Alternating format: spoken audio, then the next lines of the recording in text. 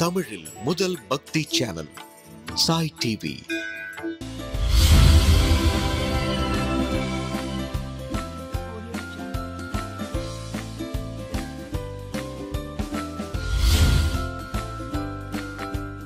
Dear செல்லகுட்டீஸ், welcome back to Sai டிவியின் சுட்டீஸ் நேரம்.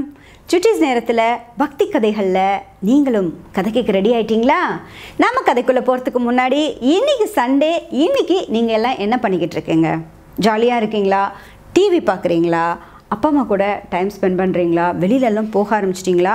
அட் த சேம் டைம் சேஃபாக இருக்கீங்களா? எனக்கு அதுதான் ரொம்ப வேணும்.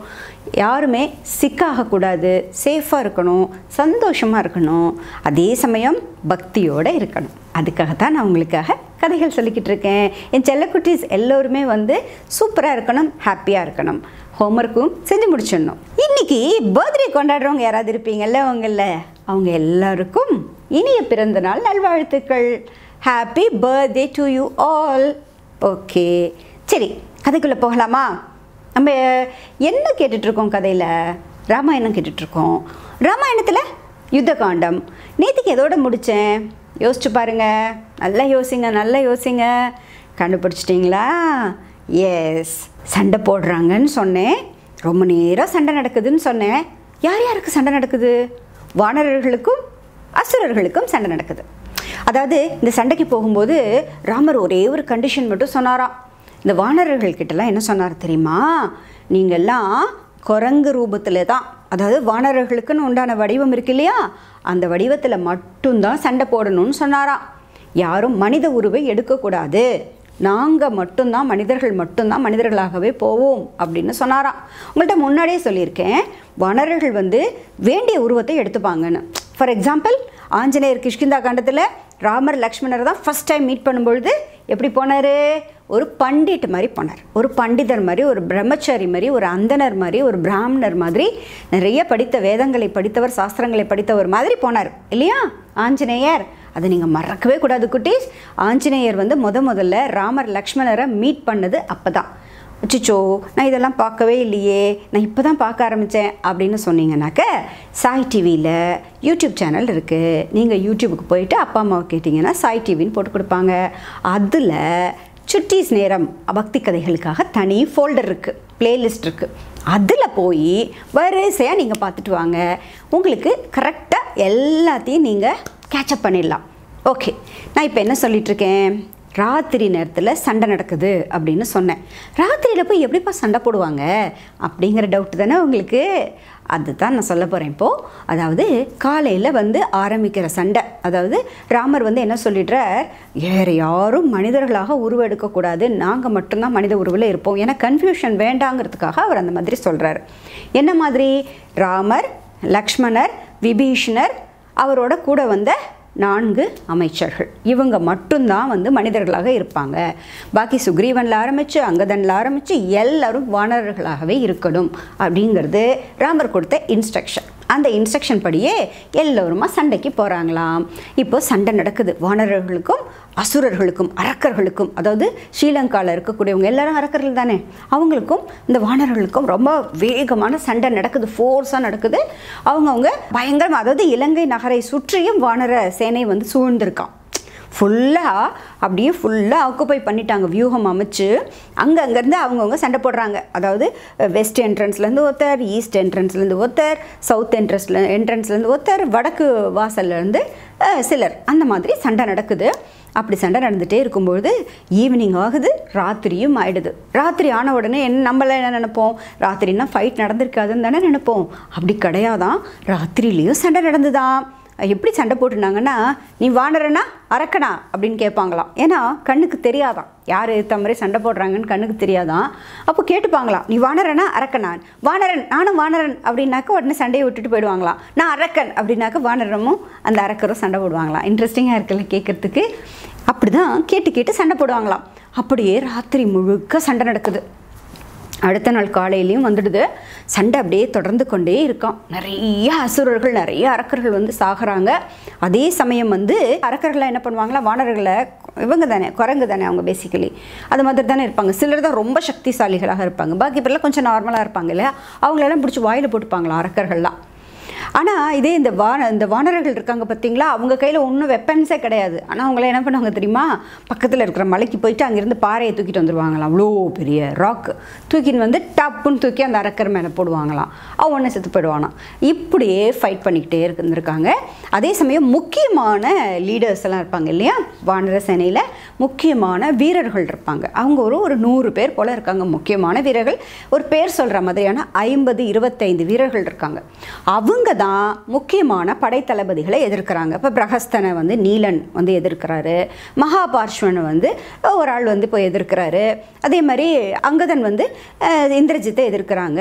அதே சமயம் அனுமர் வந்து இன்னும் சிலரை எதிர்க்கிறாரு, சதபலிங்கிறவர் ஒருத்தர் எதிர்க்கிறாரு. இந்த மாதிரி ஒவ்வொருத்தரும் கவாக்ஷன், விருபாக்ஷன் போன்ற இந்த வானர வீரர்கள் வந்து பல அரக்கர்களை கொன்றபடியே இருக்காங்களாம். இந்த போர் வந்து உச்சக்கட்டத்தில் இருக்கும் பொழுது சில பர்டிகுலர் அரக்கர்கள் வந்து ராமரை டார்கெட் பண்ணுறாங்க. ராமர் அவர்களை கொன்று விடுகிறார். அதே மாதிரி ஆஞ்சநேயரும் சில குறிப்பிட்ட, அதாவது ராமரது அன்பிற்கு பாத்திரமான நல்ல வீரம் நிறைந்த அரக்கர்களாக இருக்கக்கூடிய சிலரை வந்து ஆஞ்சநேயர் காலி பண்ணிடுறாரு. ஆஞ்சநேயர் அவர்களை கொன்று விடுகிறார். இதெல்லாம் பார்த்துக்கிட்டே வராங்க. அப்படி இருக்கும் பொழுது அங்கதனுக்கும் இந்திரஜித்துக்கும் தான் ஃபைட். அங்கதனுக்கும் இந்திரஜித்துக்கும் சண்டை. உடனே இந்திரஜித் என்ன பண்ணுறானாக்க, தன்னுடைய கதையை வைத்துக்கொண்டு அங்கதனை தாக்குறான். உடனே அங்கதன் என்ன பண்ணுறான், இந்திரஜித் கையில் இருக்கக்கூடிய கதையை எடுத்து இந்திரஜித் தலையில் டங்குன்னு போட்டுடுறான். ஸோ அவனோட தலையில் இருக்கக்கூடிய கிரீடம் கீழே விழுந்துடுது. தேரோட்டியை கொன்னுடுறான். தேரையும் அடித்து நொறுக்கிடுறான். இப்போது இந்திரஜித்துக்கு ரொம்ப கோவம் வந்துடுது. இந்திரஜித்தை பற்றி உங்கள்கிட்ட நான் முன்னாடியே சொல்லியிருக்கேன். கண்ணுக்கு தெரியாத கவசம் அவன் உடம்புல வருமா அப்படின்னு நான் சொல்லியிருக்கேன். அதோடு வந்து அவன் மறைந்திருந்து தாக்கக்கூடிய ஆற்றல் பெற்றவன் இந்திரஜித். அவனுக்கு மட்டும் வந்து பிரம்மாஸ்திரம், நாகாஸ்திரம் எல்லாமே வந்து அவனால் விட முடியும். அவன் வந்து போருக்கு நிகரானவன் ராவணனுக்கு. சகல விதமான அஸ்திர வித்தைகளும் தெரிந்தவன் தான் இந்திரஜித். மேகநாதன் அப்படிங்கிறது அவனோட ஒரிஜினல் நேமு. அவன் இந்திரனை ஜெயிச்சதுனால அவனுக்கு பேர் இந்திரஜித். அவன் வந்து என்ன பண்ணுறான், ரொம்ப கோவம் வந்துடுது. ஏமலை கை வச்சிட்டியா அப்படின்னு அங்கதன் மேலே ரொம்ப பயங்கர ஃபியூரியஸாக ஃபைட் பண்ணுறானா.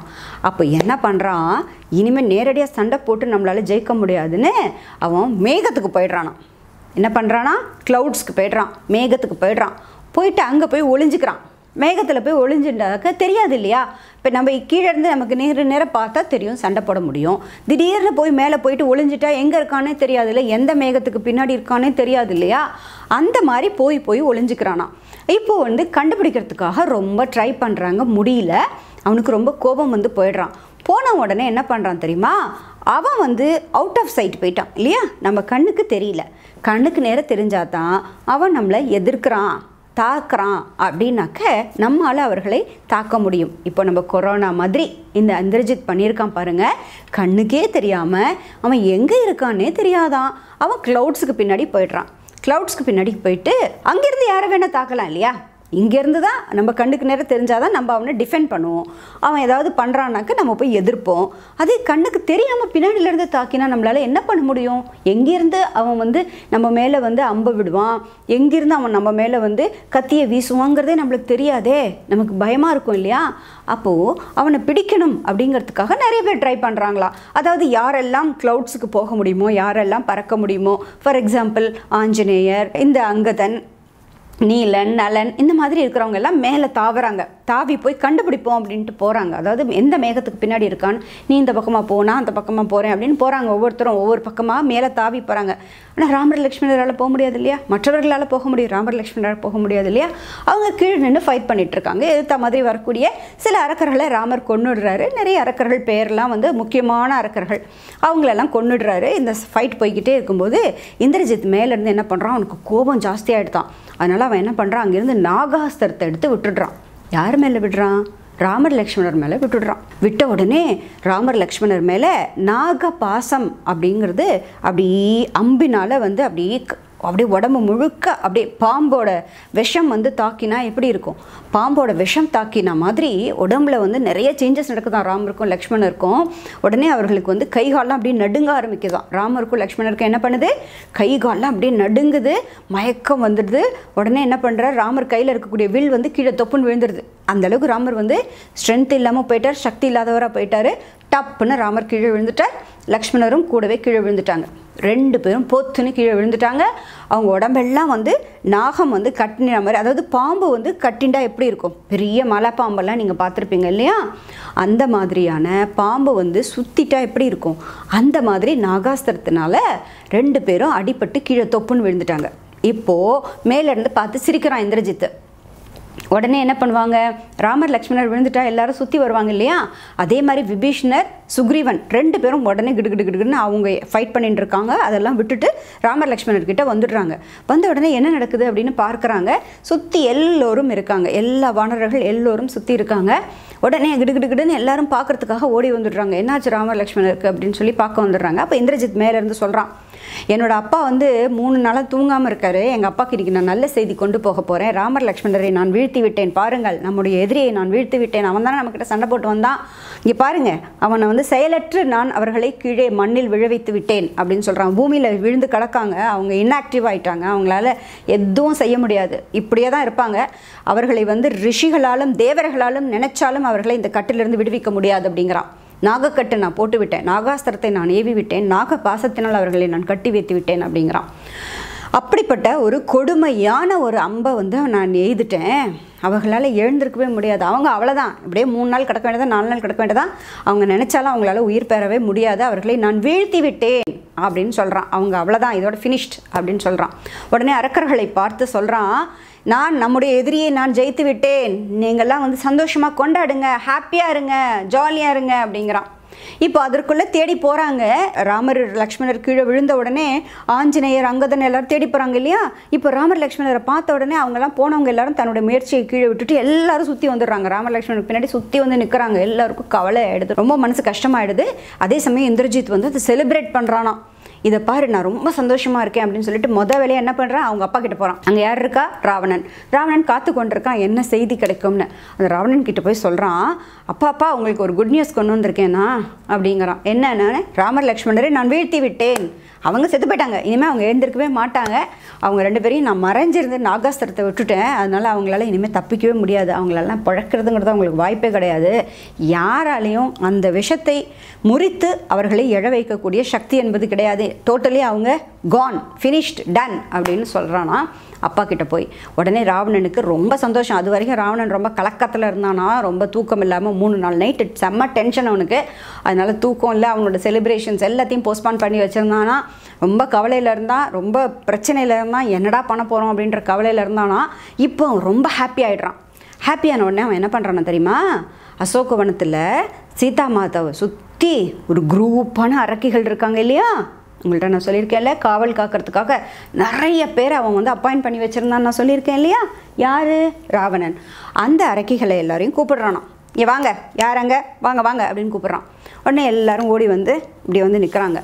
உடனே சொல்கிறானா, அந்த புஷ்பக விமானம் இருக்குல்ல, அந்த புஷ்பக விமானத்தில் சீதையை அழைத்து கொண்டு செல்லுங்கள், அங்கே ராமர் லக்ஷ்மணர் வீழ்த்தப்பட்டு தரையில் கிடக்கிறார்கள், ராமர் லக்ஷ்மணர் வந்து அடிப்பட்டு தரையில் கிடக்காங்க, அவங்கள காமிக்கிறதுக்காக சீதையை அழைத்து கொண்டு போங்க, போய் பார்க்கட்டும், ராமர் லக்ஷ்மணர் இறந்து விட்டார்கள் அப்படிங்கிறது அவளுக்கு தெரிஞ்சதுக்கப்புறமா வேறு வழி கிடையாது, சீதைக்கு என்னை கல்யாணம் பண்ணிட்டு தான் ஆகணும், அவள் இதுக்காக தானே காத்து கொண்டிருந்தா, இப்போ அந்த முடிவு வந்துடுச்சு, சீதைக்கு காமித்து விட்டு வாருங்கள் அப்படின்னு அந்த அரக்கிகளை கூப்பிட்டு ஆர்டர் பண்ணுறானா. உடனே இந்த அரக்கிகள்லாம் என்ன பண்ணுறாங்க தெரியுமா, பாவம் சீதா அழுது கொண்டு இப்படியே ரொம்ப சோகமாக இருக்காங்க, அவங்கள போய் வா அப்படின்னு கையை பிடிச்சி தரன்னு இழுத்துண்டு அந்த புஷ்பக விமானத்துக்குள்ளே கொண்டு போய் ஏற்றுறாங்களாம். ஏற்றின உடனே அந்த புஷ்பக விமானம் பல அரக்கிகளோடு இருக்கக்கூடிய அந்த புஷ்பக விமானம் கிளம்புறது. அவங்களோட கட்டுப்பாட்டில் தான் அந்த புஷ்பக விமானம் இருக்குது. அந்த புஷ்பக விமானத்தில் பேக் பண்ணி அனுப்புறது யார், ராவணன் தான். ராவணனுடைய ஆட்கள் மூலமாக அந்த அரக்கிகள் சூழ வந்து சீதா மாதா நடுப்புற இருக்காங்க. அந்த புஷ்பக விமானம் கிளம்புறது.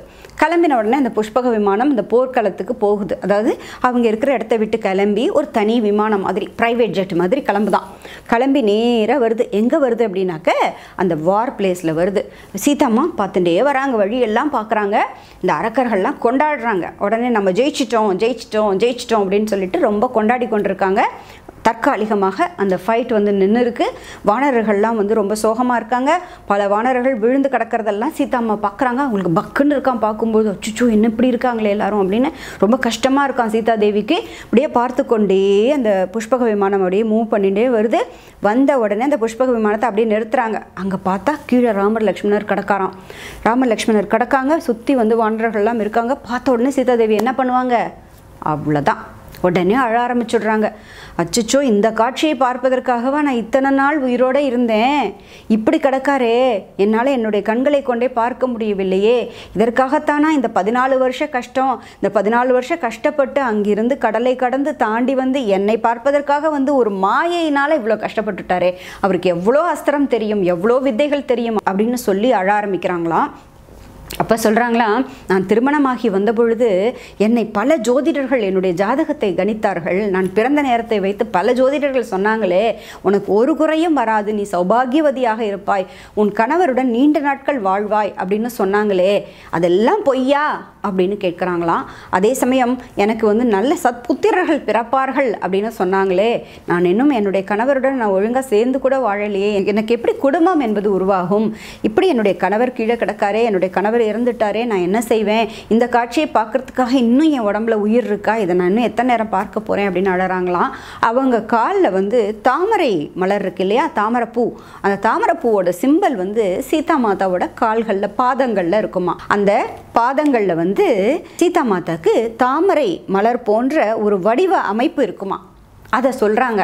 அப்படி ஒரு வடிவ அமைப்பு இருந்தாக்க கணவனோட ரொம்ப சந்தோஷமாக சௌபாகியவதியாக, அதாவது விதவையாக இல்லாமல், கணவர் இறந்து போகாமல், கணவருக்கு முன்பு மனைவி இறந்து போகக்கூடிய ஒரு நிலை, சௌபாகிய நிலை உண்டு ஒரு பெண்ணுக்கு அப்படின்னு சொல்லியிருக்காங்களே, அது அத்தனையும் பொய்யா?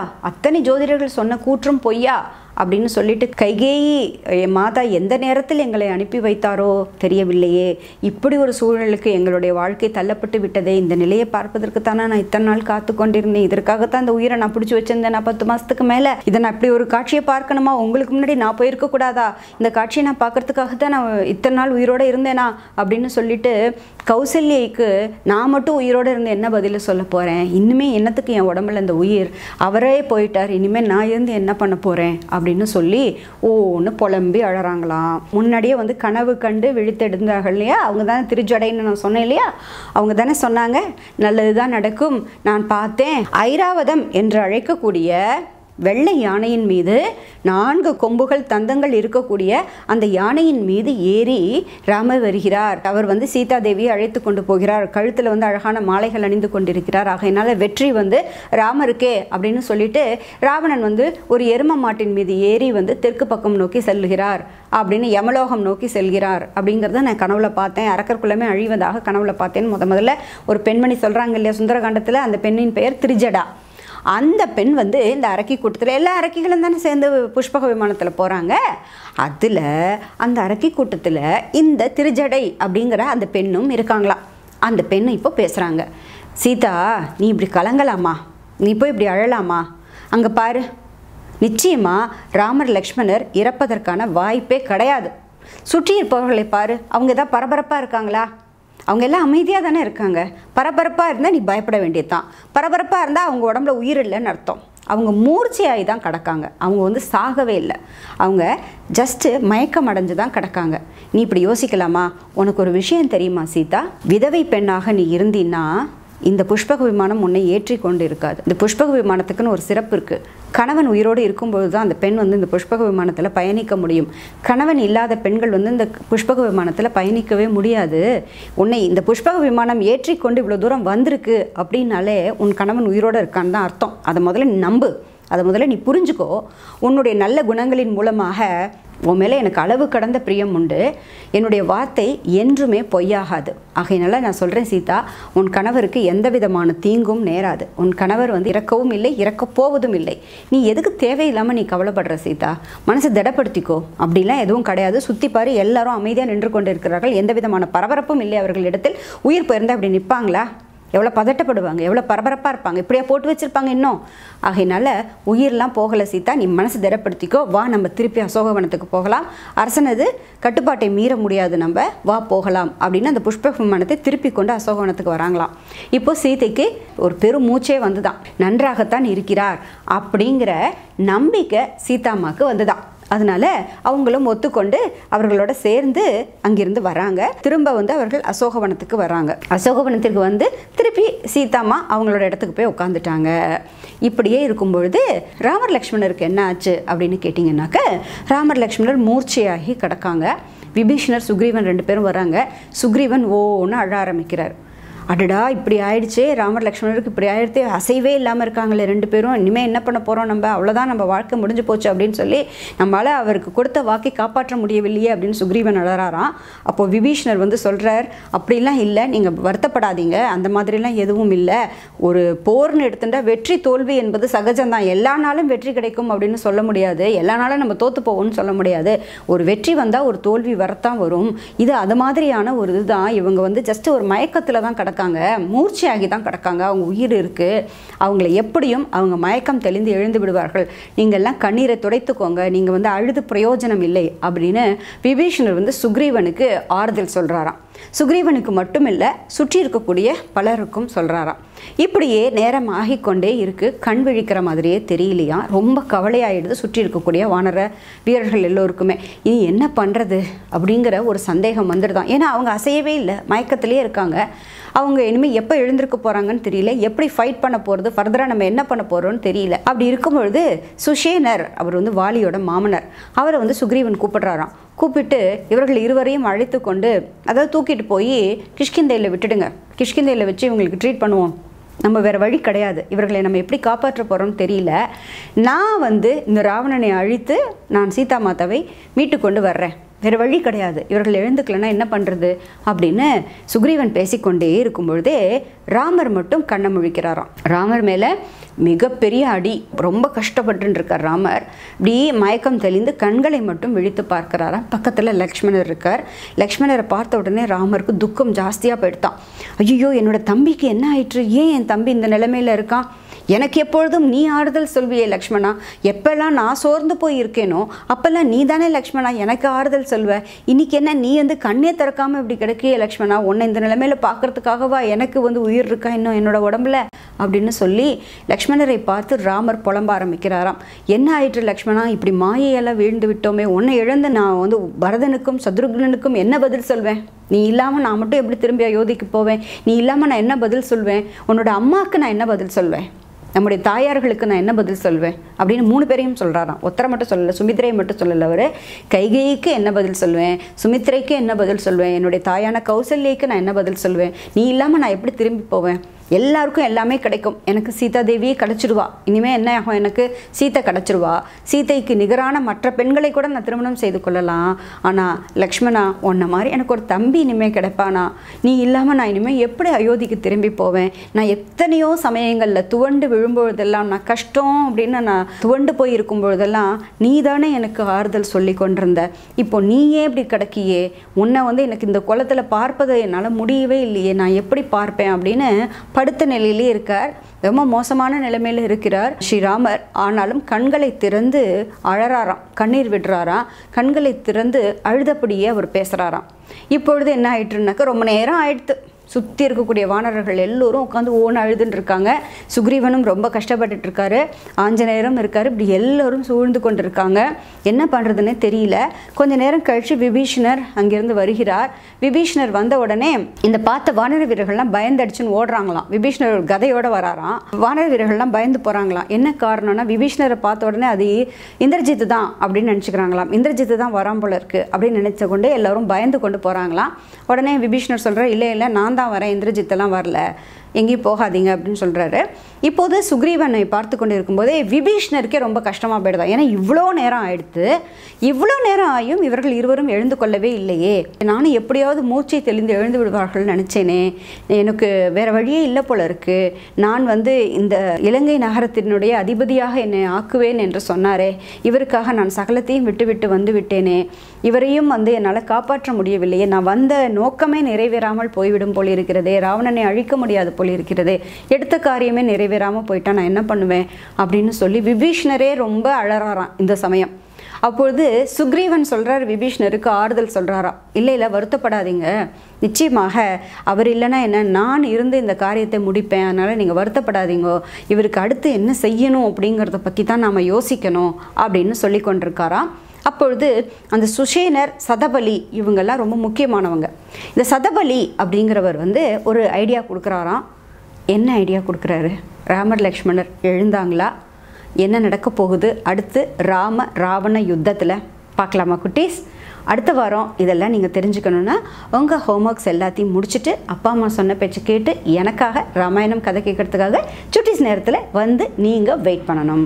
இப்போ நான் என்ன சொல்ல போகிறேன், டாடா பாய். சாய் டிவி நிகழ்ச்சிகள் உங்களுக்கு பிடிச்சிருக்கா?